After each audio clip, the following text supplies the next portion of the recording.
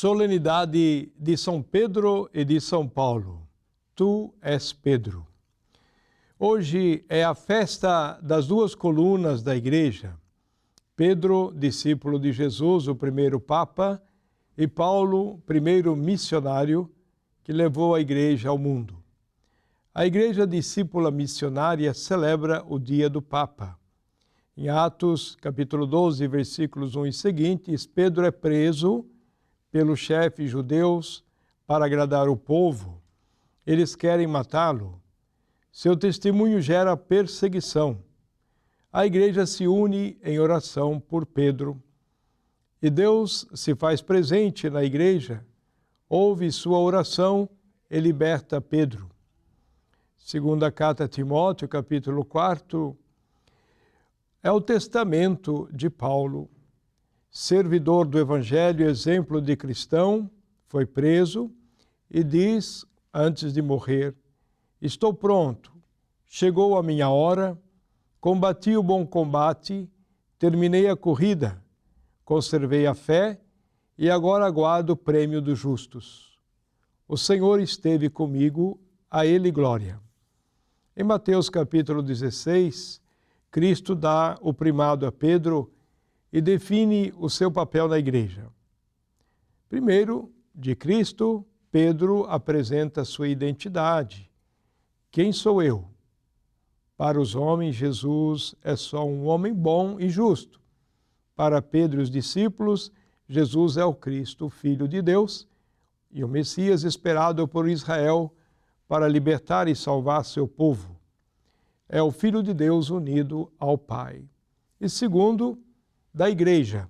Pedro é o centro de unidade, a rocha sobre a qual Cristo edifica sua Igreja. Rocha é a fé de Pedro e da comunidade. Jesus é Messias e Filho de Deus vivo. O poder da morte nunca a vencerá. Jesus quer que a Igreja não caia diante das forças do mal. O poder das chaves é a missão de Pedro. Ele tem as chaves do reino como o primeiro a guardar a fé na sua integridade e a confirmar seus irmãos. Pedro e a Igreja têm o poder de atar e desatar, interpretar as palavras de Jesus, adaptar seus ensinamentos aos tempos e acolher os que aderem à proposta de salvação. A Igreja é a comunidade de discípulos que reconhecem Jesus como Messias, Filho de Deus. Simão Pedro, pescador de Betsaida, se muda para Cafarnaum. Cristo passa a chamar Simão de Pedro. Como pedra da Igreja, tem a fé em Cristo ressuscitado, que testemunha o sepulcro vazio e recebe sua aparição especial. Depois da ascensão à frente da comunidade, abre a Igreja aos pagãos.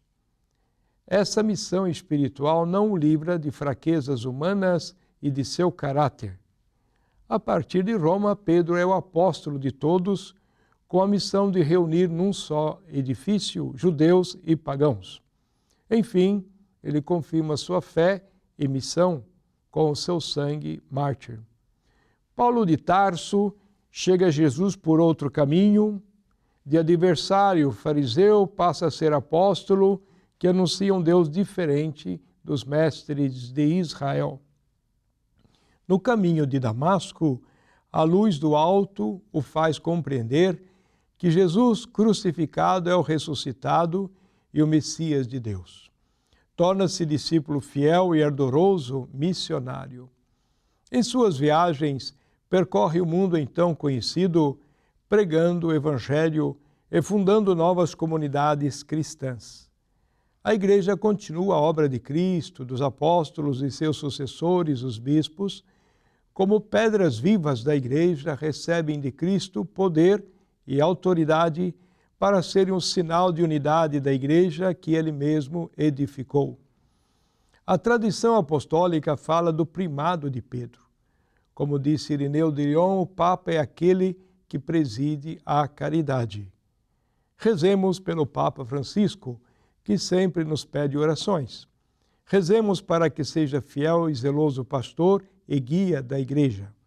Agradeçamos a Deus por sua vida, seu carisma e seu testemunho de discípulo missionário de Jesus Cristo. E que Deus abençoe todos os que nos acompanham, em nome do Pai, do Filho e do Espírito Santo. Amém.